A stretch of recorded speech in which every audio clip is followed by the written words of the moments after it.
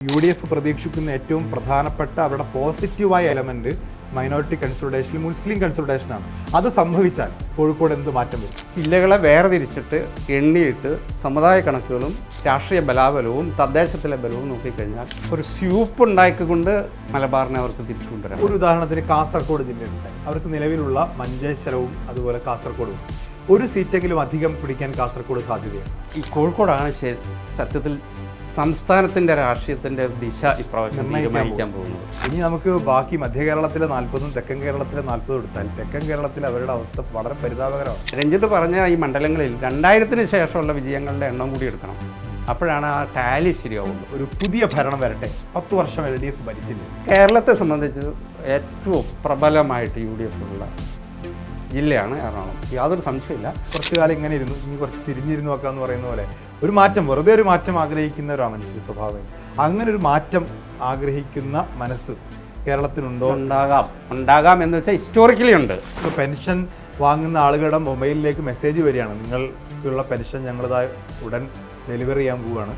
കഴിഞ്ഞ കുറേ വർഷമായിട്ട് എന്തൊക്കെ പ്രതിസന്ധി ഉണ്ടായിട്ട് പെൻഷൻ മുടങ്ങിയിട്ടില്ല, ഇനിയും ആ പെൻഷൻ തുടരുമെന്ന് പറഞ്ഞിട്ട് വലിയൊരു കുറിപ്പ് പിണറായി വിജയൻ്റെ പേരിൽ ഓരോ പെൻഷനേഴ്സും വരികയാണ്. ഭരണവിരുദ്ധ വികാരമുണ്ട് എന്നുള്ളത് പറയാതിരുന്നാൽ പിന്നെ എന്ത് പറഞ്ഞിട്ട് വോട്ട് പിടിക്കും?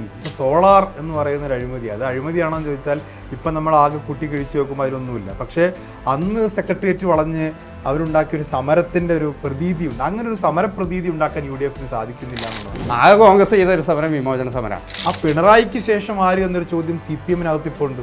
അഴിമതി പറഞ്ഞിട്ട് വോട്ട് കിട്ടണമെന്നത് കഴിഞ്ഞ പ്രാവശ്യം കിട്ടണം. കാരണം ചെന്നിത്തല പ്രതിപക്ഷ നേതാവായി ഉന്നയിച്ച അത്രയും അഴിമതികൾ, ആരോപണങ്ങൾ കേരളത്തിൻ്റെ ഹിസ്റ്ററിയിൽ ആരും ഒരു പ്രതിപക്ഷ നേതാവും ഉന്നയിച്ചിട്ടില്ല. 2026 നിയമസഭാ തെരഞ്ഞെടുപ്പിൻ്റെ പടിവാതിക്കലാണ് കേരളം. UDFനെ സംബന്ധിച്ച് തിരിച്ചുവരവ് അവർക്ക് ജീവൻ മരണ പോരാട്ടമാണ്. LDFന് തുടർഭരണം ബോണസുമാണ്. ഇതിനിടയ്ക്ക് ഈ ഇരുദ്രവ രാഷ്ട്രീയത്തിൽ ഇടം പിടിക്കാൻ NDAയും കളത്തിലുണ്ട്. എന്താണ് കേരളത്തിൽ നിയമസഭാ തെരഞ്ഞെടുപ്പിൽ സംഭവിക്കാൻ പോകുന്നത് നമുക്ക് നോക്കാം. മുതിർന്ന മാധ്യമപ്രവർത്തകൻ ജേക്കബ് തോമസ് ആണ് എനിക്കൊപ്പം. നമസ്കാരം സാർ. ഞാൻ നേരത്തെ പറഞ്ഞ പോലെ UDFന് ഒരു ജീവൻമരണ പോരാട്ടമാണ്. LDFന് തുടർഭരണം എന്ത് പറഞ്ഞാലും ഒരു ബോണസാണ്. കാരണം ഇതുവരെ സംഭവിക്കാത്തൊരു ചരിത്രം അതാ സംഭവിക്കണം. NDA എന്ന് പറയുന്ന BJP നയിക്കുന്ന മുന്നണിക്ക് അവർക്ക് നേരത്തെ ഉണ്ടായിരുന്ന ഒരു സീറ്റ് തിരിച്ചു പിടിക്കുക, അല്ലെങ്കിൽ കുറച്ചുകൂടി അവരുടെ സ്പേസ് ഉണ്ടാക്കുക എന്നുള്ളതാണ്. UDF തിരിച്ചു വരാനുള്ള ഒരു സാധ്യതയാണ് നമുക്ക് ഈ ഘട്ടത്തിൽ പരിശോധിക്കാവുന്ന ഏറ്റവും പ്രധാനപ്പെട്ട ഒരു കാര്യം. അതിൽ എന്തെല്ലാം വെല്ലുവിളികൾ, എന്തെല്ലാം സാധ്യതകൾ എന്നുള്ളതാണ്. നമുക്ക് ആദ്യം വെല്ലുവിളികളിലേക്ക് പോയാൽ എത്രത്തോളം വെല്ലുവിളി നിറഞ്ഞതാണ് UDFന് ഈ 2026 നിയമസഭാ തെരഞ്ഞെടുപ്പ്? അല്ല, UDFന് രഞ്ജിത്തിന് അറിയില്ലേ, എണ്ണം തന്നെ വളരെ പ്രധാനമാണ്. 42 സീറ്റേ അവർക്ക് നിയമസഭയിൽ ഇപ്പോഴുള്ളൂ. മറുഭാഗത്ത് 98 സീറ്റുണ്ട്. അപ്പോൾ അതിൻ്റെ ഡിഫറൻസ് നോക്കിയാൽ തന്നെ 42-ൽ നിന്ന് 72-ലേക്ക് പോകണമെങ്കിൽ 30 സീറ്റ് അധികം വേണം. ആ 30 സീറ്റ് LDFൻ്റെ അടുത്തുനിന്ന് വരണം. അപ്പം 30 സീറ്റ് തിരിച്ചു കൊണ്ടുവരിക എന്നുള്ളതാണ് UDFൻ്റെ ഏറ്റവും വലിയ വെല്ലുവിളി. അത് എങ്ങനെ വോട്ട് വരും എന്നുള്ളതാണ് ഇതിൻ്റെ പ്രശ്നം. കാരണം കഴിഞ്ഞ നിയമസഭ സ്വാഭാവികമായിട്ടും കേരളത്തിൻ്റെ ഒരു രീതി വെച്ചിട്ട് അവർക്ക് കിട്ടേണ്ടതായിരുന്നു. കിട്ടിയില്ല. അപ്പം കിട്ടിയില്ല എന്നുള്ളതല്ല, ശതമാനത്തിലും സീറ്റിൻ്റെ എണ്ണത്തിലും പിന്നെയും കുറഞ്ഞു. പിന്നീട് ഉപതെരഞ്ഞെടുപ്പിലാണ് അവർ 30% കയറി വരുന്നത്. പക്ഷേ അതൊന്നൊരു പ്രത്യേക രാഷ്ട്രീയ സാഹചര്യമുണ്ട്. കോവിഡിൻ്റെ ഒക്കെ പശ്ചാത്തലമുണ്ട്, കിറ്റ് എന്ന് പറയുന്ന ഒരു വെൽഫെയർ പൊളിറ്റിക്സ് ഉണ്ടെന്നൊക്കെ UDF ന്യായം പറയുന്നുണ്ട്.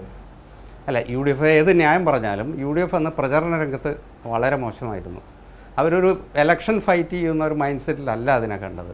കീഴടങ്ങി കൊടുത്ത, പ്രതീക്ഷിച്ചവർ, അതായത് ഇപ്പോൾ രമേശ് ചെന്നിത്തല പ്രതിപക്ഷ നേതാവായിരുന്നുകൊണ്ട് ഒരുപാട് സ്പ്രിംഗ്ലർ അടക്കം ഒരുപാട് പ്രശ്നങ്ങൾ കൊണ്ടുവന്നു. പക്ഷേ ഈ സാധനങ്ങളൊന്നും വോട്ടാക്കി മാറ്റാൻ അവർക്ക് പറ്റിയില്ല. അപ്പം അതൊരു പ്രധാന പ്രശ്നമാണ്. സ്ലോഗൻസ് വോട്ടാകുന്നില്ല എന്നുള്ളത്. അതുണ്ടാക്കാനുള്ള സംഘടനാ സംവിധാനം ഉണ്ടോ UDFന്? അതൊരു വലിയ പ്രശ്നമാണ്. ഇത്രയും നമ്പറുകളെ തിരിച്ചു കൊണ്ടുവരണം. ഈ നമ്പറിൽ തുടങ്ങിയാൽ നമുക്ക് നമ്പറിൽ തുടങ്ങാൻ തോന്നുന്നു. കാരണം മലബാറിൽ 60 സീറ്റുകളാണുള്ളത്. ഈ 60 സീറ്റുകളിൽ മലപ്പുറം ഒഴിച്ച്, മലപ്പുറത്ത് ഒരു വലിയ ഭൂരിപക്ഷം നേരത്തെയും ഉണ്ട്, ആ 15-ൽ കൂടുതലും മലപ്പുറത്തു നിന്നാണ്. പക്ഷേ അത് കോഴിക്കോട്ടേക്ക് വന്നാൽ കണ്ണൂരിൽ, കാസർഗോഡ്, പാലക്കാടൊക്കെ UDF വളരെ ദുർബലമാണ്. ഈ ജില്ലകളിൽ UDF തിരിച്ചു വരാനുള്ളൊരു സാധ്യത എത്രത്തോളം? ഇല്ല, അല്ലെങ്കിൽ ബുദ്ധിമുട്ടാണെന്ന് ഈ ഘട്ടത്തിൽ പറയുന്നത് ശരിയല്ല. അതുകൊണ്ട് നമുക്ക് സാധ്യതയുണ്ടെന്ന് തന്നെ പറയാം. പക്ഷെ പ്രശ്നം എന്താണെന്ന് വെച്ചാൽ കാസർഗോഡ് തൊട്ട് പാലക്കാട് വരെയുള്ള ജില്ലകൾ എണ്ണിയെടുത്താൽ ബുദ്ധിമുട്ടാവും. ജില്ലകളെ വേർതിരിച്ചിട്ട് എണ്ണിയിട്ട് സമുദായ കണക്കുകളും രാഷ്ട്രീയ ബലാബലവും തദ്ദേശത്തിലെ ബലവും നോക്കിക്കഴിഞ്ഞാൽ ഒരു സ്യൂപ്പ് ഉണ്ടാക്കിക്കൊണ്ട് മലബാറിനെ അവർക്ക് തിരിച്ചു കൊണ്ടുവരാം. ഒരു ഉദാഹരണത്തിന് കാസർഗോഡ് ജില്ല എടുത്താൽ അവർക്ക് നിലവിലുള്ള മഞ്ചേശ്വരവും അതുപോലെ കാസർഗോഡുമാണ്. ഒരു സീറ്റെങ്കിലും അധികം പിടിക്കാൻ കാസർഗോഡ് സാധ്യതയുണ്ട്. ഉദുമയാണ് പിന്നെ പറയുന്നൊരു സീറ്റ്. കാഞ്ഞങ്ങാട്. അതെ, കാഞ്ഞങ്ങാട് സാധ്യതയില്ല. ഉദുമ എന്ന് ഉദുമ കഴിഞ്ഞ പ്രാവശ്യം 2 കൊലപാതകങ്ങളുടെ പശ്ചാത്തലം അതിനുണ്ടായിരുന്നു. വോട്ട് വരുമെന്ന് പ്രതീക്ഷിച്ചു, ജയിക്കേണ്ടതായിരുന്നു.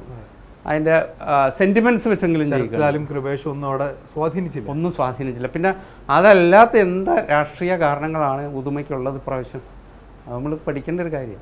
ആകെ ഒരു പ്രതീക്ഷ ഭരണവിരുദ്ധ വികാരം ഉണ്ടോ എന്നുള്ളതാണ്. നമുക്ക് മറ്റൊരു ഘട്ടത്തിൽ ചർച്ച ചെയ്യാം. ഈ കണ്ണൂരിലേക്ക് വന്നാൽ, കണ്ണൂരിൽ പോയി ഇരിക്കൂരും പേരാവൂരുമാണ് അവർ നിലവിലുള്ള സീറ്റുകൾ. അതിൽ അധികമായി 2 സീറ്റ് ഞാൻ അധികം കൊടുത്താൽ, അപ്പോൾ കൂത്തുപറമ്പും കണ്ണൂരും കൂടി കൊടുക്കുകയാണെങ്കിൽ അതൊരു അധിക സീറ്റായി മാറും. അത് കൂത്തുപറമ്പ് അധികമായിരിക്കും.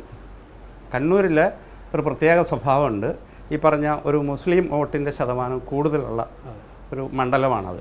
അതുകൊണ്ട് അവിടുത്തെ ഏത് തരം 2% ഒരു സ്വിങ് വന്നാൽ തന്നെ കണ്ണൂർ തിരിച്ചു വരാം. കാൻഡിഡേറ്റും അതൊക്കെ ഡിപ്പെൻസ്, അതൊക്കെയാണ്. അതിനപ്പുറത്തേക്ക് കണ്ണൂർ ജില്ലയിൽ പയ്യന്നൂർ, തൃക്കരിപ്പൂർ, തളിപ്പറമ്പ്, ഈ കണ്ണൂരിൻ്റെ ഒരു പ്രത്യേകത എന്താ വെച്ചാൽ ഒരു ശരാശരി 25,000 വോട്ടിൻ്റെ ഭൂരിപക്ഷം കാണിക്കുന്ന മണ്ഡലങ്ങളാണ് CPM-ൻ്റെ. ഇല്ല, കണ്ണൂരിൽ പരമാവധി കൊടുത്താൽ നമുക്ക് അധികമായി കിട്ടാൻ സാധ്യതയുള്ളത്.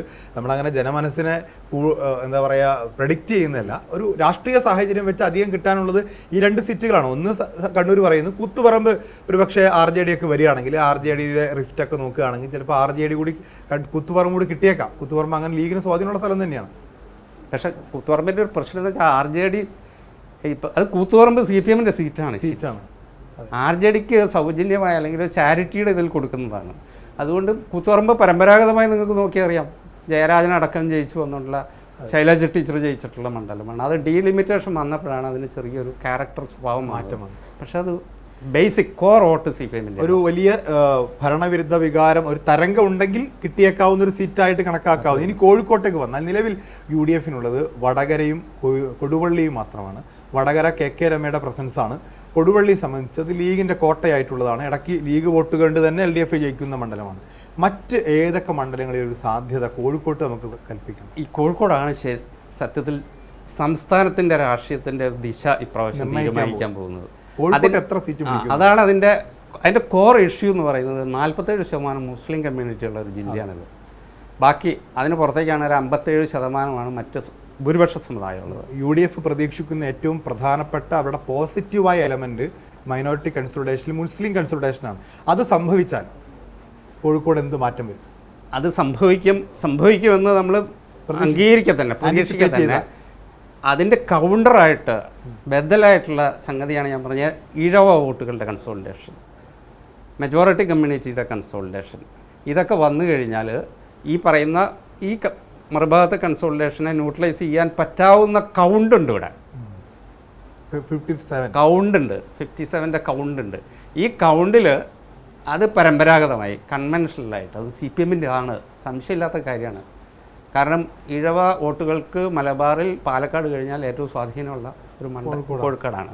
അപ്പോൾ ഈ ഈഴവ വോട്ടുകളുടെ കൺസോളിഡേഷൻ വരികയും ഈ ന്യൂനപക്ഷ സമുദായങ്ങളിലെ സ്റ്റാറ്റസ് കോ ഇല്ലെങ്കിലും കുറച്ച് വോട്ടുകളെങ്കിലും സ്പിൽ ഓവർ അപ്പുറത്തേക്ക് ചാടിപ്പോകാതെ നിൽക്കുകയും ചെയ്തു കഴിഞ്ഞാൽ കോഴിക്കോട് നിന്ന് പരമാവധി കിട്ടാവുന്നത് ഈ 2-ന് പുറമെ ഒരു 4 സീറ്റ് ചാരിറ്റിയാണ് അത് നമ്മൾ കൊടുക്കുന്നത്.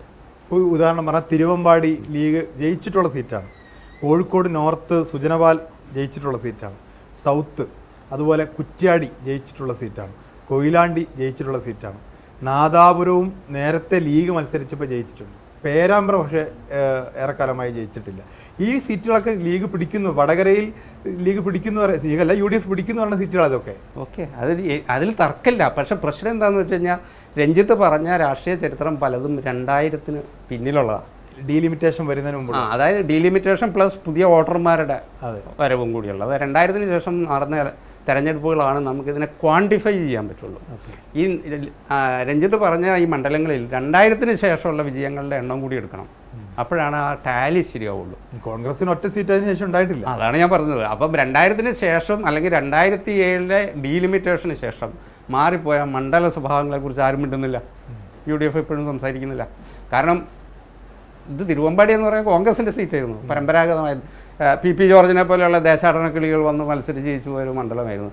പക്ഷേ അത് ഒരിക്കൽ ലീഗിൻ്റെ കയ്യിലേക്ക് പോയതിന് ശേഷം ഭാഗ്യനിർഭാഗ്യങ്ങൾ മാറി മാറി വന്നതാണ്. എങ്കിലും ഞാൻ UDF ഏറ്റവും കൂടുതൽ വോട്ട് പ്രതീക്ഷിക്കുന്ന സീറ്റ് പ്രതീക്ഷിക്കുന്നത് മലബാറിലാണ്. കാരണം അവർ ഈ പറയുന്ന മുസ്ലിം ഫാക്ടർ തന്നെയാണ് പ്രധാനപ്പെട്ടത്. ഈ 13-ൽ LDF ഈ തദ്ദേശ തെരഞ്ഞെടുപ്പിൽ ലീഡ് ചെയ്ത 3 മണ്ഡലങ്ങൾ ബേപ്പൂർ, നോർത്ത്, എലത്തൂർ, ഇത് 3 ഒഴികെ 10ഉം UDFന് കൊടുത്താൽ 10, 14, 16 സീറ്റുകളായി 3 ജില്ലകളായി. ഇനി അടുത്ത് വരാനുള്ളത് മലപ്പുറം ജില്ലയാണ്. ഈ മലപ്പുറം ജില്ലയെ സംബന്ധിച്ച് അല്ല, അതിൽ ഈ 16 സീറ്റ് എന്ന് പറയുമ്പം നിലവിലുള്ള സീറ്റുകൾ കുറയ്ക്കണം. നമ്മൾ പുതിയ ഇലക്ഷനിലേക്ക് പോകുമ്പം നിലവിൽ UDFൻ്റെ കയ്യിൽ ഏതോ ഉണ്ടായിരുന്നു അത് ഇതിൽ നിന്ന് മൈനസ് ചെയ്യണം നമ്മൾ.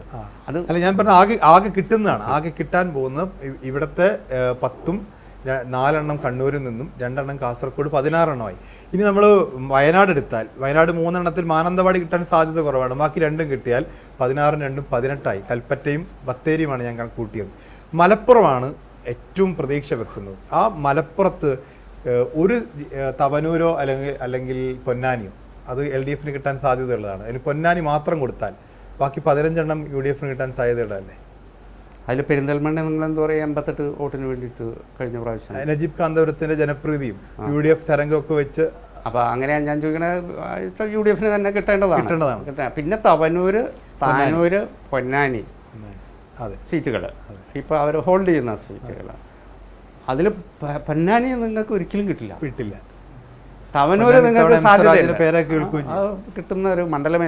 പൊളിറ്റിക്കൽ വോട്ട് വെച്ചിട്ടാണ് ഞാൻ പറയുന്നത്. സമുദായ വോട്ടുകളുടെ ബലവും പൊളിറ്റിക്കൽ വോട്ടും. തവനൂര് ജലീൽ വന്നു കഴിഞ്ഞാൽ നോ ചാൻസ്. ജലീൽ മത്സരിക്കില്ല എന്നാണ് ഇപ്പോൾ പറയുന്നത്. അത് ജലീലിൻ്റെ എന്തുകൊണ്ട് ജലീൽ ജയിക്കുമെന്ന് പറയാൻ കാരണം അത് ലീഗിൻ്റെ ഉള്ളിൽ നിന്ന് തന്നെ വന്ന CPM സെലിബ്രേറ്റ് ചെയ്യുന്ന ഒരു സെക്കുലർ ഫേസാണത്. അത് ലീഗുകാർ വോട്ട് ചെയ്തുകൊണ്ടിരിക്കും. ലീഗുകാർ ഒരു എന്താ പറയുക മനസാക്ഷി പ്രശ്നങ്ങളുമില്ലാതെ വോട്ട് ചെയ്യുന്ന ഒരു കാൻഡിഡേറ്റാണ്. അപ്പം ഞാനിപ്പോഴും വിശ്വസിക്കുന്നത് ജലീൽ തന്നെ വരും. അവിടെ പൊന്നാനിയും തവനൂരും മാറ്റി വെച്ചാൽ ബാക്കി 14 ഈ 14 കഴിഞ്ഞ പ്രാവശ്യം ഉണ്ടായിരുന്ന സീറ്റുകളാണ് മെജോറിറ്റി. പുതുതായി വരുന്നതല്ല. താനൂര് മാത്രമേ അതിൽ പുതുതായിട്ട് ആഡ് ഓൺ വരുന്നുള്ളൂ. താനൂര് വരുന്നു, തവനൂരും പൊന്നാനിയും നിലനിർത്തുന്നു. ബാക്കി പാലക്കാട്ടേക്ക് വന്നാൽ സ്വാഭാവികമായിട്ടും മണ്ണാർക്കാടും പാലക്കാടും ആണ് നിലവിൽ അവരുടെ കൈവശം. മണ്ണാർക്കാട് ഇതിൻ്റെ ബോർഡറാണ്, അതും കൂടി മനസ്സിലാക്കണം. അതിൻ്റെ സ്വഭാവം മലപ്പുറത്തിൻ്റെ സ്വഭാവമുള്ള മണ്ഡലമാണ്. ഈ ബാക്കി എത്ര സീറ്റുകൾ പ്രശ്നം ഞാൻ പറഞ്ഞുതരാം. 66% ഇഴ വോട്ടുകളാണ് പാലക്കാട് ജില്ലയിൽ. നമ്മൾ അവിടെ നിന്ന് ഇങ്ങോട്ട് വന്നു കഴിഞ്ഞാൽ നെന്മാറ ആ ബെൽറ്റിലേക്ക് കയറി കഴിഞ്ഞാൽ ശരാശരി ഭൂരിപക്ഷം ഒരു 7 മണ്ഡലത്തിലെങ്കിലും ശരാശരി ഭൂരിപക്ഷം 20,000-നും 25,000-നും ഇടയിലാണ് CPM ഭൂരിപക്ഷം. ഇപ്പം ഞാനതിൻ്റെ കണക്ക് പറയുന്നത് എങ്ങനെയാണെന്ന് വെച്ചാൽ 5% സ്വിങ് ഇവർ പറയുന്ന തദ്ദേശത്തിൽ വന്നാൽ പോലും ഈ 25-ന് നിങ്ങൾക്ക് കവർ ചെയ്യാൻ പറ്റില്ല. ഇഴ വോട്ടുകൾ ഇവർക്ക് കിട്ടിക്കൊണ്ടിരുന്ന ഭൂരിപക്ഷത്തെ കവർ ചെയ്യാൻ പറ്റില്ല. പിന്നെ അടിസ്ഥാന പട്ടാമ്പിയിൽ ഇപ്പോൾ CPI ജയിച്ചുകൊണ്ടിരിക്കുന്ന മണ്ഡലമാണ്. നമ്മൾ ഒരു കൺസെഷൻ എന്നുള്ള നിലയ്ക്ക് പട്ടാമ്പി കൂടി കൊടുക്കുക. ഈ മുസ്ലിം കൺസൾട്ടേഷൻ അവിടെ ഏതാണ്ട് 18-19% ആ സീറ്റ് ലീഗ് ചോദിക്കുകയും ചെയ്യുന്നുണ്ട്. അതെ, ലീഗ് പല സീറ്റ് ഇപ്പോൾ ചോദിക്കുന്നുണ്ട്. വെച്ചാൽ അവരുടെ പ്രതീക്ഷ ഇതിപ്പോൾ ഇലക്ഷനല്ലേ, നമുക്കത് പറയാൻ പറ്റില്ല. അത് കൊടുത്താൽ തന്നെ പാലക്കാട് സീറ്റും മണ്ണാർക്കാടും പട്ടാമ്പി 3 കൊടുത്ത് പരമാവധി അതേ സാധ്യതയുള്ളൂ എന്ന് എനിക്ക് തോന്നാനായിട്ട്. ഞാൻ 35 സീറ്റുകളിലാണ് 60-ൽ 35 എത്തി നിൽക്കുകയാണ്. ഇനി നമുക്ക് ബാക്കി മധ്യ കേരളത്തിലെ 40-ഉം തെക്കൻ കേരളത്തിലെ 40 എടുത്താൽ തെക്കൻ കേരളത്തിൽ അവരുടെ അവസ്ഥ വളരെ പരിതാപകരമാണ്. തെക്കൻ കേരളത്തിൽ തിരുവനന്തപുരത്ത് 1 സീറ്റാണ് നിലവിലുള്ളത്, കൊല്ലത്ത് 2 സീറ്റാണുള്ളത്, പത്തനംതിട്ടയിൽ 1 സീറ്റില്ല, ഇടുക്കിയിൽ സീറ്റില്ല. അപ്പോൾ ഈ ഒരു സാഹചര്യത്തിൽ ആലപ്പുഴയിൽ ഹരിപ്പാട് മാത്രമേ ഉള്ളത്. ഇപ്പോൾ എങ്ങനെയാണ് ഈ 40 തെക്കൻ കേരളത്തിലൊരു വളർച്ച UDFന് പ്രതീക്ഷിക്കാൻ പറ്റും? തിരുവനന്തപുരം കൊല്ലവും നായർ വോട്ടുകളുടെ ബെൽറ്റുകളാണ്. അവിടെ ഒരു തിരിച്ചുവരവ്, ആ നായർ വോട്ടുകളുടെ തിരിച്ചുവരവ് UDFന് പ്രതീക്ഷിക്കാം. നായർ വോട്ടുകൾ എണ്ണത്തിൽ നായർ വോട്ടുകളേക്കാൾ കൂടുതൽ തിരുവനന്തപുരത്ത് ഈഴവ വോട്ടുകളുണ്ട്. കൊല്ലത്താണെങ്കിൽ വർക്കിംഗ് ക്ലാസിൻ്റെ വോട്ടാണ് അത് മുഴുവൻ. കശുവണ്ടി തൊഴിലാളികളും കയർ തൊഴിലാളികളും ചേർന്നിട്ടുള്ള ഒരു അടിസ്ഥാന വർഗത്തിൻ്റെ ഒരു നെറ്റ്വർക്കിലാണ് ഇടതുപക്ഷം അവിടെ സെലിബ്രേറ്റ് ചെയ്തുകൊണ്ടിരിക്കുന്നത്.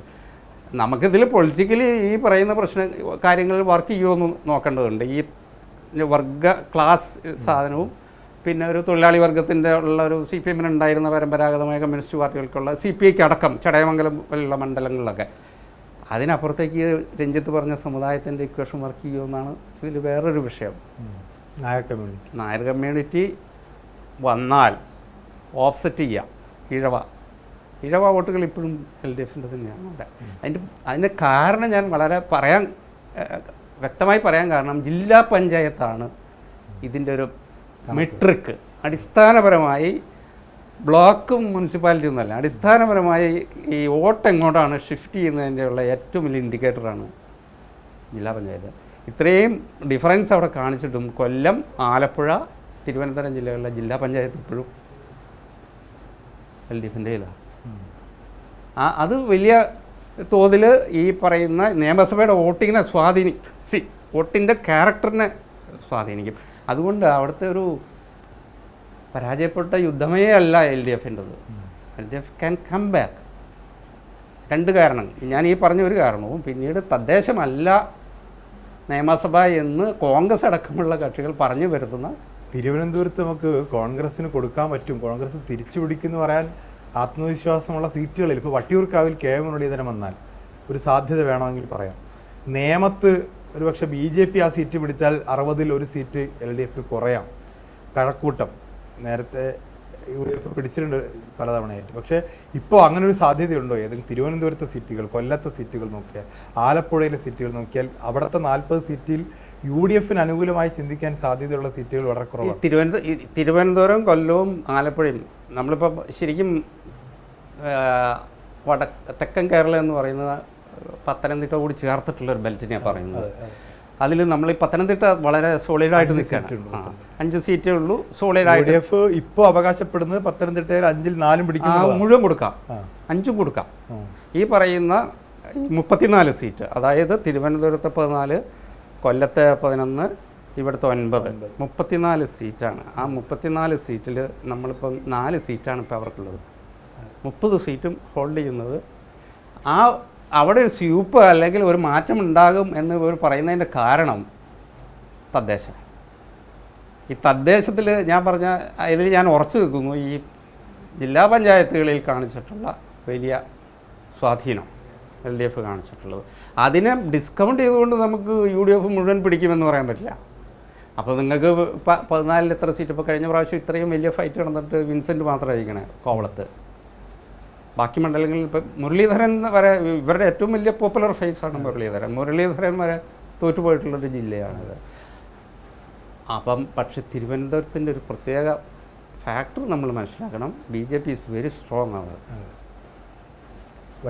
കാരണം അവർ എന്ന് വെച്ചാൽ സ്റ്റേറ്റ് ആവറേജ് 14% പിടിച്ച ഇപ്രാവശ്യത്തെ തദ്ദേശത്തിൽ NDA പിടിച്ച സ്റ്റേറ്റിൻ്റെ ആവറേജിനേക്കാൾ കൂടുതലാണ് അവിടെ സീറ്റ്. അപ്പോൾ അവർ പ്രതീക്ഷിക്കുന്ന നിയമം വട്ടിയൂർക്കാവ്, കഴക്കൂട്ടം, തിരുവനന്തപുരം സെൻട്രൽ, കാട്ടാക്കുടം സീറ്റുകളൊക്കെയാണ്. അപ്പോൾ അത് നമ്മൾ നോക്കാം. നമ്മൾ ആർഗ്യുമെൻറ്റിന് വേണ്ടി അത് അവർക്ക് കൊടുത്തു കഴിഞ്ഞാൽ പിന്നെയുള്ള ഡിവിഷൻ എങ്ങനെയാണ്? അത് പോയാൽ നഷ്ടം LDFനായി. അതെ, LDFന് പോകുന്നു. മൊത്തത്തിൽ കുറഞ്ഞില്ലേ? കുറഞ്ഞു. 14 സീറ്റിൽ നിന്ന് രഞ്ജിത്ത് പറഞ്ഞ 5 സീറ്റ് മാറ്റിയാൽ പിന്നെ 9 ഉള്ളൂ. അതെ, ഈ 9 സീറ്റിൽ വേണമല്ലോ നമ്മൾ LDFും UDFും ഫൈറ്റ് ചെയ്യാൻ. 9ഉം UDFന് കിട്ടുമെന്നുണ്ട്. ഇനിയൊരു പ്രതീക്ഷ മധ്യ കേരളത്തിലാണല്ലോ. സ്വാഭാവികമായിട്ടും എറണാകുളം ക്രിസ്ത്യൻ വോട്ടുകൾ, കോട്ടയം ജില്ലയുണ്ട്, ഇടുക്കിയുണ്ട്. അതിൽ ഈ എറണാകുളം ജില്ലയിൽ മുഴുവൻ പിടിക്കുമെന്നുള്ളൊരു കണക്ക് UDF അവതരിപ്പിക്കുന്നുണ്ട്. ഇപ്പോൾ വൈപ്പിൻ, കൊച്ചി, തൃപ്പൂണിത്തറ, കളമശ്ശേരി, ഇതാണ് LDF അവർ പിടിക്കുമെന്ന് പറയുന്ന സീറ്റുകൾ. ഈ 4 LDFന് കിട്ടുമോ, അല്ലെങ്കിൽ UDF പ്രതീക്ഷിക്കുന്ന പോലെ ഒരു ഫുൾ സ്വീപ്പ് അവർക്ക് UDFന് സാധ്യതയുണ്ട്? അതായത് കേരളത്തെ സംബന്ധിച്ച് ഏറ്റവും പ്രബലമായിട്ട് UDF ഉള്ള ജില്ലയാണ് എറണാകുളം, യാതൊരു സംശയമില്ല. അവിടെ 14 സീറ്റിൽ 9ഉം 5ഉം ഇപ്പോഴത്തെ 9ഉം 5ഉമാണ്. അതിൻ്റെ ഒരു കാരണം എന്താ വെച്ചാൽ, ബേസിക് ആയിട്ടുള്ള കാരണം എന്താ വെച്ചാൽ, ക്രിസ്ത്യൻ സമുദായവും മുസ്ലിം സമുദായവും കൂടി ചേർന്ന് കഴിഞ്ഞാൽ വലിയൊരു കൗണ്ട് ഉണ്ടാക്കുന്ന ഒരു ജില്ലയാണത്. ഏതാണ്ട് ക്രിസ്ത്യൻ വോട്ടുകൾ UDFിലേക്ക് തിരിച്ചു വരുമെന്നൊരു പ്രതീക്ഷയാണ്. അല്ല, ആ പ്രതീക്ഷ ഉണ്ട്. അത് എറണാകുളം വെച്ചിട്ടാണ് പറയണത്. പക്ഷേ അതേ പ്രതീക്ഷ നിങ്ങൾ തിരുവനന്തപുരത്ത് അല്ല തൃശ്ശൂർ വരുമ്പോൾ നടപ്പാകുന്നില്ല. അതെന്താണ്? ഇപ്പം ഞാൻ പറയണത് തൃശ്ശൂർ ടൗണ്, ഇരിഞ്ഞാലക്കുട ചാലക്കുടി ആ ബെൽറ്റിൽ ക്രിസ്ത്യൻ വോട്ടുകളുണ്ട്, നിർണായകമാണ്. പക്ഷെ വരുന്നില്ല. കഴിഞ്ഞ പ്രാവശ്യം 100 വോട്ടിൻ്റെ ചുവടെയാണ് ഈ ചാലക്കുടിയിലെ ഒരു UDF സ്ഥാനം. ഈ തൃശ്ശൂർ ജില്ല നേരത്തെ സൂചിപ്പിച്ച പോലെ LDFനെ സംബന്ധിച്ച് ചെറിയൊരു ആശങ്കയുള്ള ജില്ല കൂടിയാണ്. കാരണം LDFന് ചില മണ്ഡലങ്ങളെങ്കിലും ആൻറ്റി ഇൻകംബൻസി ഉള്ള മണ്ഡലമാണ്. ഇപ്പോൾ മണലൂർ പോലുള്ള സ്ഥലങ്ങളിൽ അവർ ഭയപ്പെടുന്നുണ്ട്. ഇപ്പോൾ ഒല്ലൂരിനെ സംബന്ധിച്ച് സാറ് ഇപ്പോൾ രാജനാടവാടം MLA, ഒല്ലൂർ ആരാണോ MLA അവരാണ് 2011 ശേഷം സംസ്ഥാനം ഭരിച്ചിട്ടുള്ളത്. അപ്പോൾ ആ ഒരു തൃശ്ശൂർ ഫാക്ടർ എങ്ങനെ വർക്ക് ചെയ്യും? തൃശ്ശൂരിലെ ഈഴവ വോട്ടുകളും ക്രിസ്ത്യൻ വോട്ടുകളും എങ്ങനെ വർക്ക് ചെയ്യുന്നത്? ശരിക്കും തൃശ്ശൂരിലെ ഈഴവ വോട്ടുകളുടെ കൗണ്ട് ആരും പരിഗണിച്ചിട്ടില്ല. അതായത് പാലക്കാട് കഴിഞ്ഞാൽ ഏറ്റവും കൂടുതൽ ഈഴവ വോട്ടുകളുള്ള ഒരു ജില്ലയാണ് ഇപ്പം. അവിടെ അതേ കൗണ്ടിൽ ഏതാണ്ട് 28% അടുത്ത് ക്രിസ്ത്യൻ വോട്ടുകളുണ്ട്, 18% മുസ്ലിം വോട്ടുകളുണ്ട്. അപ്പോൾ അതങ്ങനെ കൂട്ടിക്കഴിഞ്ഞാൽ 45 ചുറ്റുവട്ടത്ത് ആ വോട്ടുകൾ വരും. പക്ഷേ ഇതിനെ കവർ ചെയ്യുന്ന ഏതാണ്ട് 60% ഈഴവ വോട്ടുകളുണ്ട് അവിടെ. നമ്മളൊരു വലിയൊരു പൊളിറ്റിക്കൽ റിയാലിറ്റി അംഗീകരിച്ചേ മതിയാവുള്ളൂ. കേരളത്തിലെ പ്രബല സമുദായം എന്നുള്ളതിലേക്ക് ഈഴവ വോട്ടുകൾ LDFൻ്റെ തന്നെയാണ്. ഈ വെള്ളാപ്പള്ളിയെ പിന്തുണയ്ക്കുന്ന CPM എന്ന് പറയുന്നത് ഒരു അതിശയോക്തിയല്ല. കാരണം അവർ ഈ ഈഴവ വോട്ട് അവരുടേതാണ്. അതിൻ്റെ ഷെയ്ക്ക് ഓഫ് അവർക്ക് താങ്ങാൻ പറ്റില്ല. അതുകൊണ്ടാണ് അപ്പം തൃശ്ശൂരിൻ്റെ ഈ ക്യാരക്ടർ നിങ്ങൾ പറഞ്ഞ ഈ നഗര കേന്ദ്രീകൃതമായ ഈ വോട്ടിൻ്റെ ഷിഫ്റ്റ് മാറ്റി നിർത്തി കഴിഞ്ഞാൽ, നമ്മൾ കുറച്ചുകൂടി ഈ പഞ്ചായത്ത് ഇതിലേക്ക് പോയി കഴിഞ്ഞാൽ അത് ഈഴവ വോട്ടുകൾ സപ്പോർട്ട് ചെയ്യുന്നത്, ഈഴവ വോട്ട് മെജോറിറ്റിയാണ്, അത് CPMൻ്റെ വോട്ടാണത്. ഈ തൃശ്ശൂരിൽ നിന്നും അധികമായിട്ടൊന്നും പിടിക്കാനില്ല. തൃശ്ശൂരിൽ നിന്ന് അധികമായി പിടിക്കില്ല എന്ന് മാത്രമല്ല, തൃശ്ശൂരായിരിക്കും ഏറ്റവും സോളിഡായിട്ട് LDF പിടിക്കുന്നത്. കാരണം ഈ 18% മുസ്ലിം വോട്ടുകളുള്ളത് ഗുരുവായൂർ മണ്ഡലത്തിലുണ്ട്, ചടയമംഗലത്തുണ്ട്, കൊടുങ്ങല്ലൂരുണ്ട്. ഈ മണ്ഡലങ്ങളിലൊന്നും ഇതുവരെ UDF ജയിച്ചിട്ടില്ല. അല്ലെങ്കിൽ ലീഗ് സ്ഥാനാർത്ഥി ഗുരുവായൂരൊക്കെ ഒരിക്കൽ കയ്യിൽ നിന്ന് പോയിട്ട് ഇതുവരെ തിരിച്ചു പിടിക്കാൻ പോലും. അപ്പം ഇതിനെ ന്യൂട്രലൈസ് കമ്മ്യൂണിറ്റി ലീഗ് അല്ലാത്തടത്ത്, ലീഗ് ഉള്ളിടത്ത് പോലും കുറച്ച് സ്ഥലത്ത് LDFനെ പിന്തുണയ്ക്കുന്നുണ്ട്. ഇപ്പോൾ ഗുരുവായൂർ സീറ്റുകളൊക്കെ അതാണ് ഞാൻ പറയുന്നത്. അതായത് ലീഗ് ഫാക്ടർ പോലും അതിനെ ന്യൂട്രലൈസ് ചെയ്യാനുള്ള ശേഷി ഈഴവ വോട്ടുകൾക്കുണ്ടാണ്.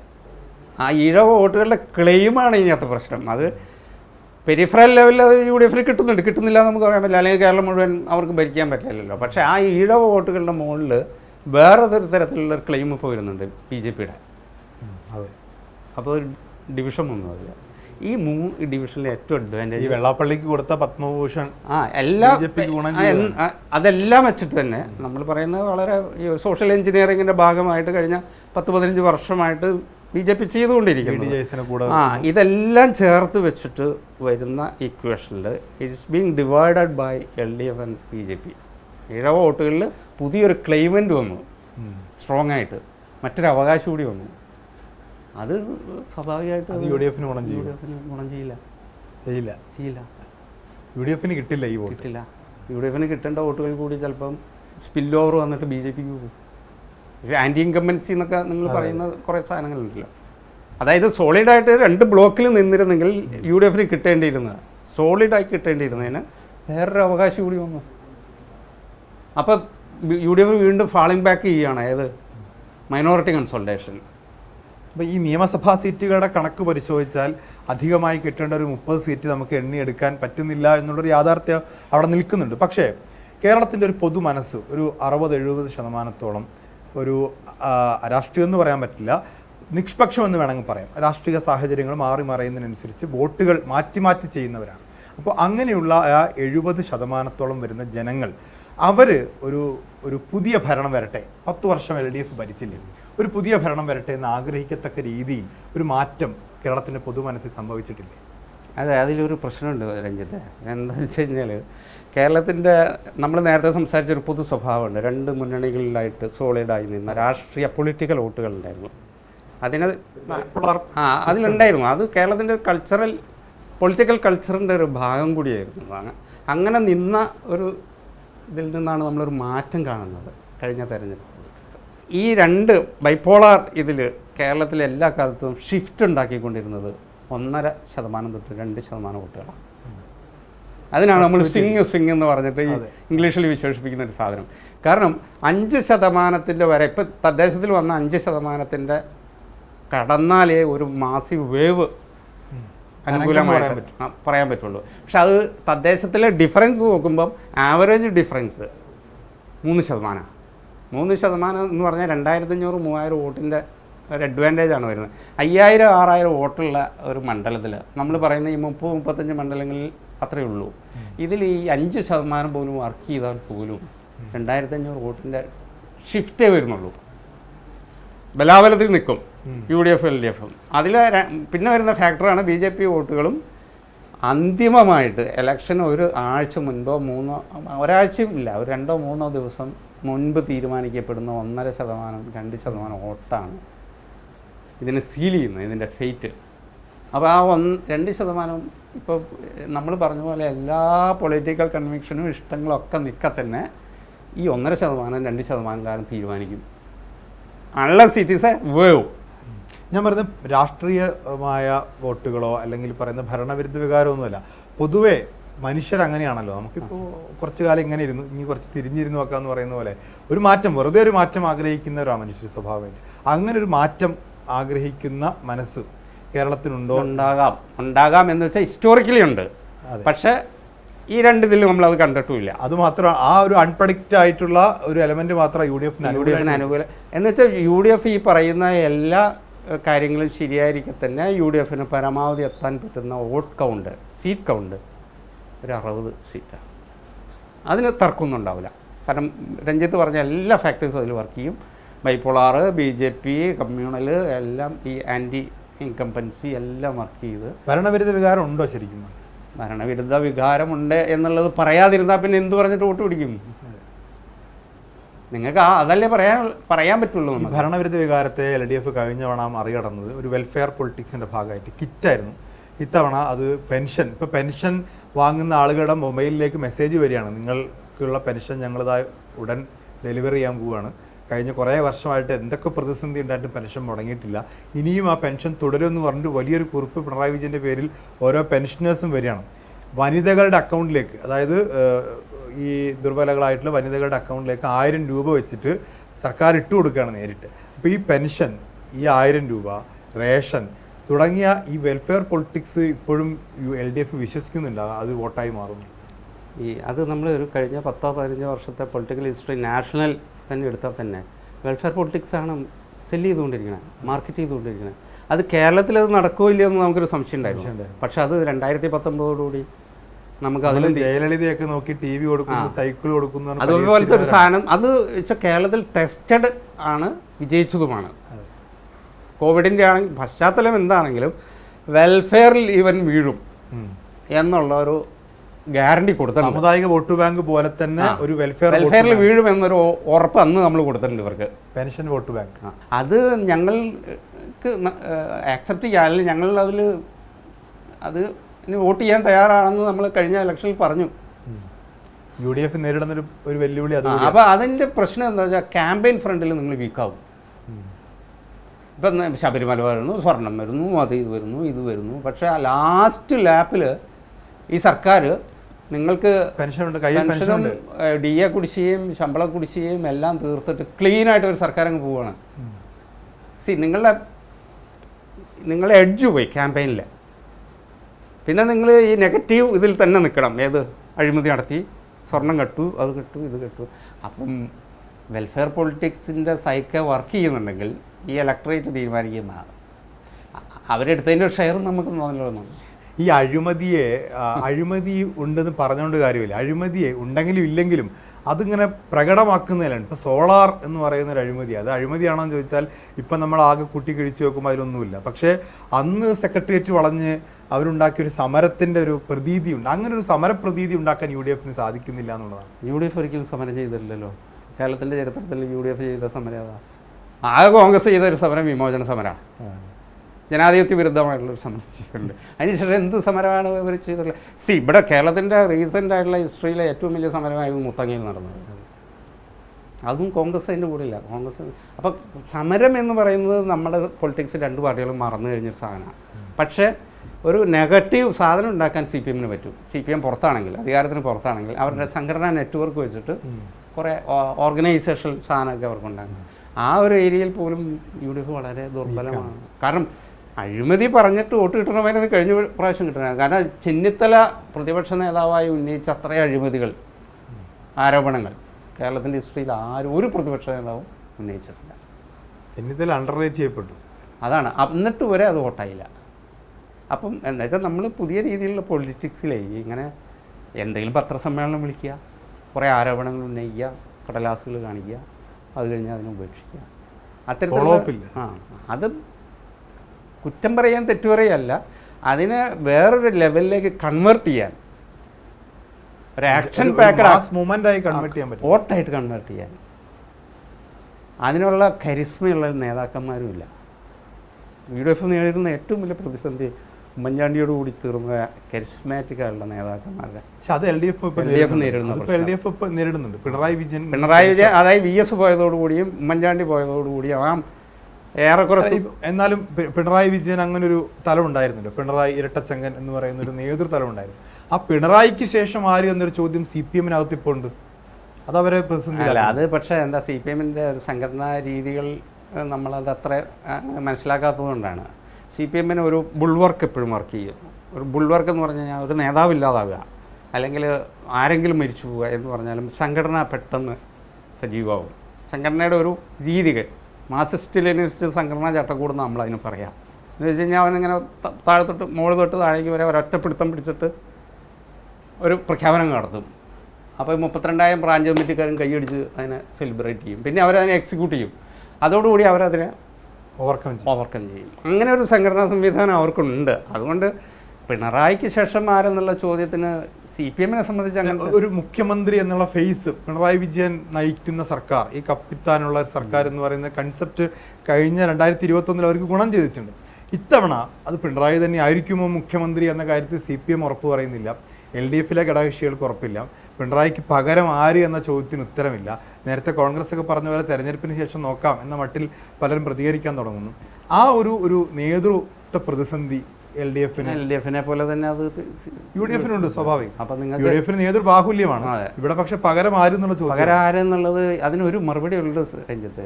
പകരം സംഘടന, പാർട്ടി പരിഹരിക്കുമെന്നുള്ള ഉത്തമ വിശ്വാസം പൊതുജനങ്ങൾക്ക് ഒരു മറുപടി. അല്ല, ഞാൻ ഈ പൊതുജനങ്ങളുടെ കാര്യമാണ് ഞാൻ പാർട്ടിയുടെ കാര്യം. പൊതുജനങ്ങളുടെ ശതമാനം നമ്മൾ നേരത്തെ സംസാരിച്ചു. 1.5% ഉള്ളൂ ഈ പൊതുജനം. ആ പൊതുജനത്തിന് വേണ്ടിയിട്ടാണ്, ഇതിനെ കവറപ്പ് ചെയ്യാൻ വേണ്ടിയിട്ടാണ് വെൽഫെയറും സുസ്ഥിര ഭരണം, റോഡ് വികസനം. ഇത്തവണയും പിണറായിയെ കാണിച്ച് നയിക്കുന്നതാണോ വരുന്നത്, അല്ലെങ്കിൽ അത് ശൈല ടീച്ചറിലേക്കൊക്കെ പോകാൻ? പിണറായി അല്ലാതെ ആർക്കും പറ്റില്ല.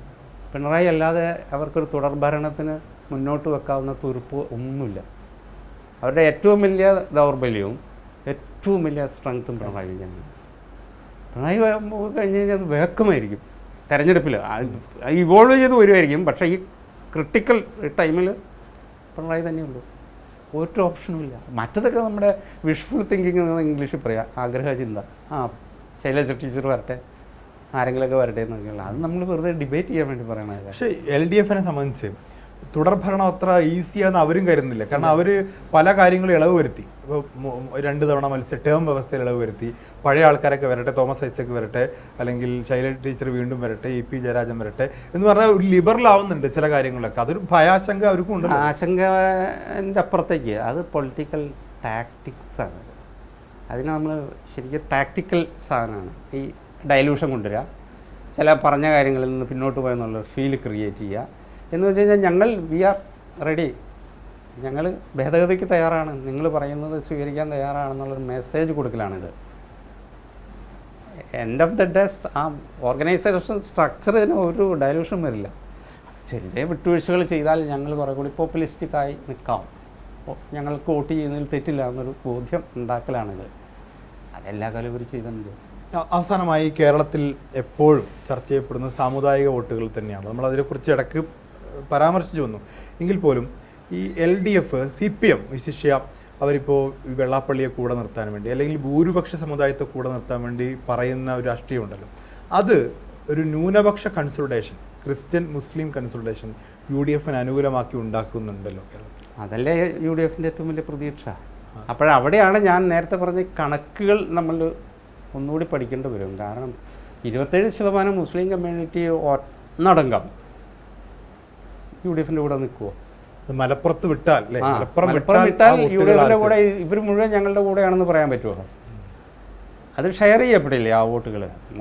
മലപ്പുറത്ത് സംഭവിക്കുന്നത് എന്താ വെച്ചാൽ വേറെ അവിടെ ഒരു പാർട്ടി ഇല്ല എന്നുള്ളതാണ്. അതിനെ റെപ്രസെൻ്റ് ചെയ്യാനൊരു പാർട്ടി ഇല്ലാത്തത് കൊണ്ടാണ്.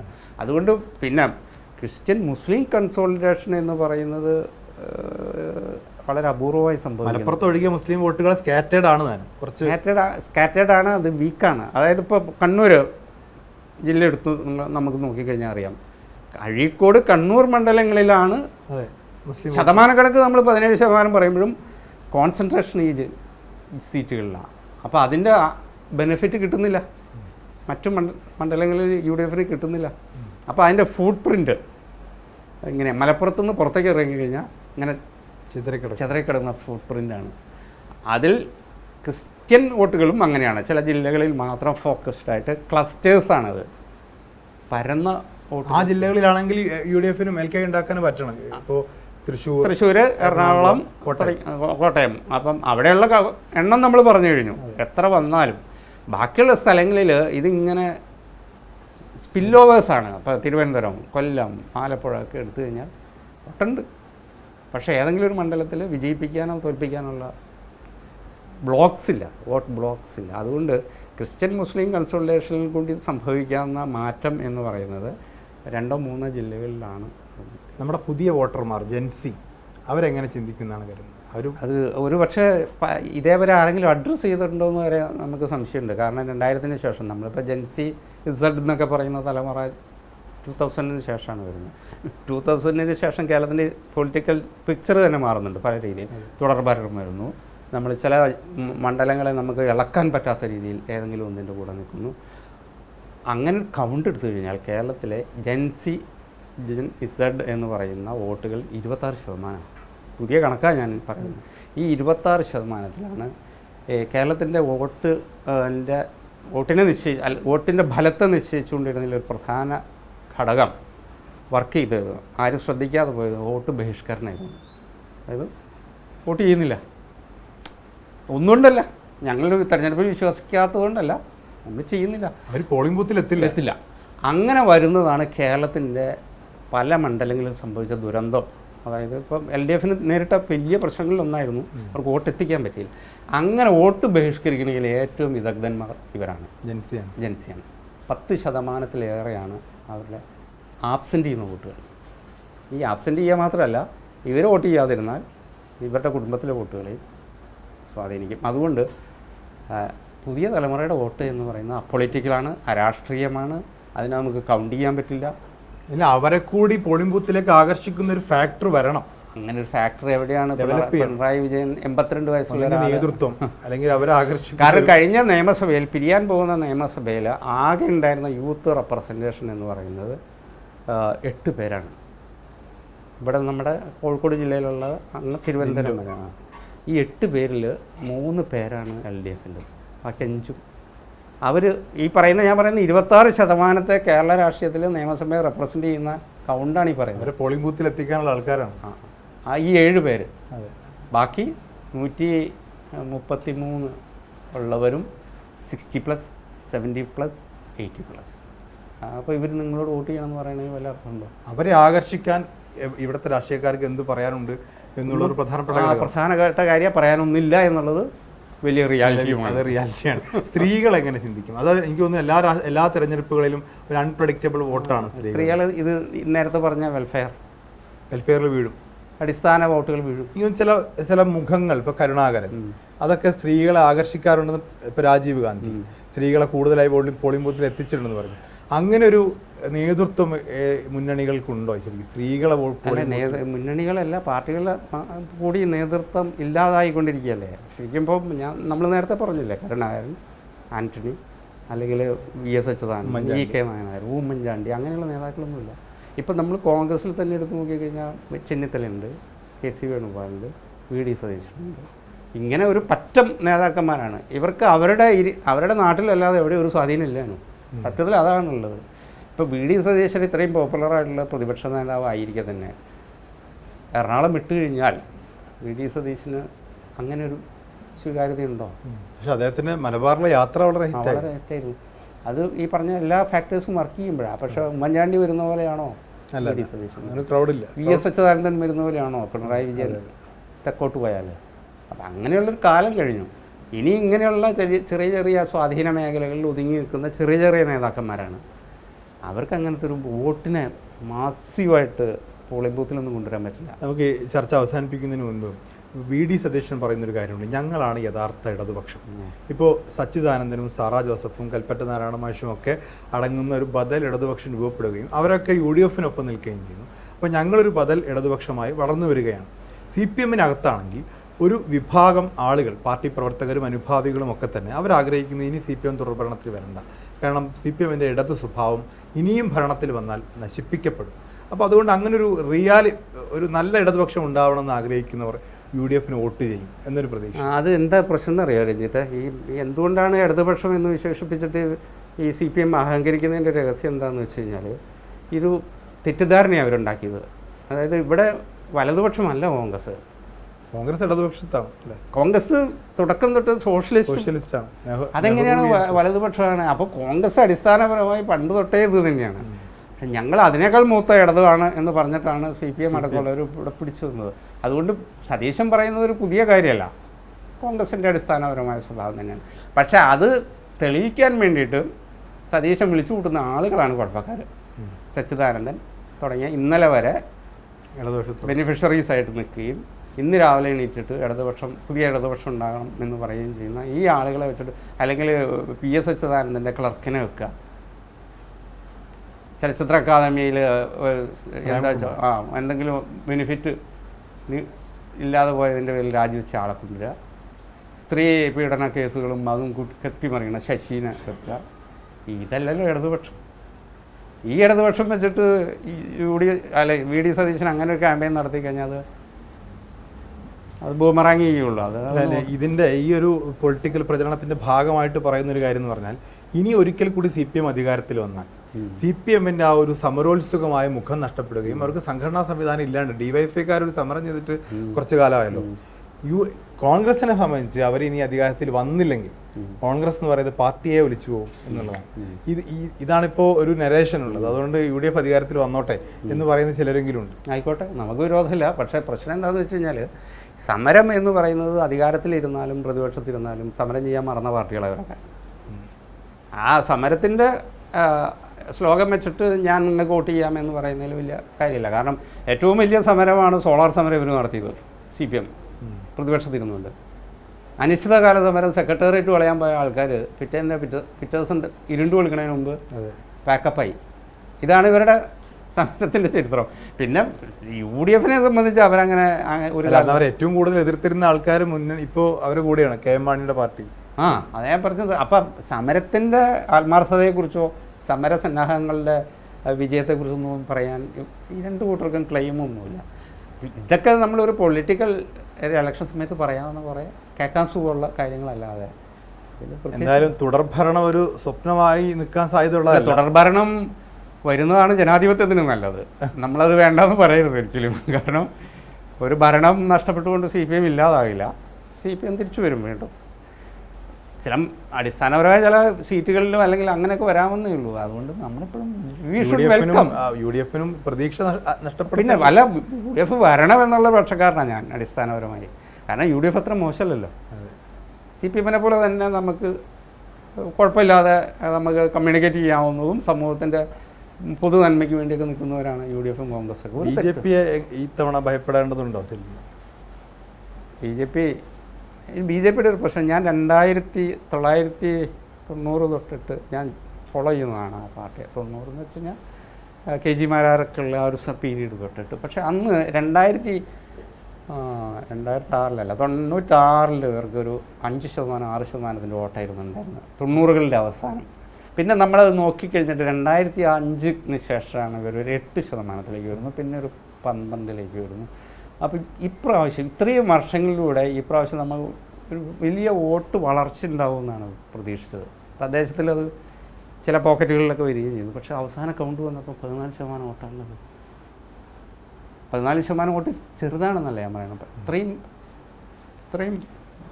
സംഘടനാശേഷി. എന്തായാലും ഈ ഭരണമാറ്റത്തെ അത് സ്വാധീനിക്കും. ഭരണമാറ്റം അത് ഞാൻ നേരത്തെ പറഞ്ഞ 5000 വോട്ട് തീരുമാനിക്കുന്ന മണ്ഡലങ്ങളാണ് കേരളത്തിലെ. അതെ.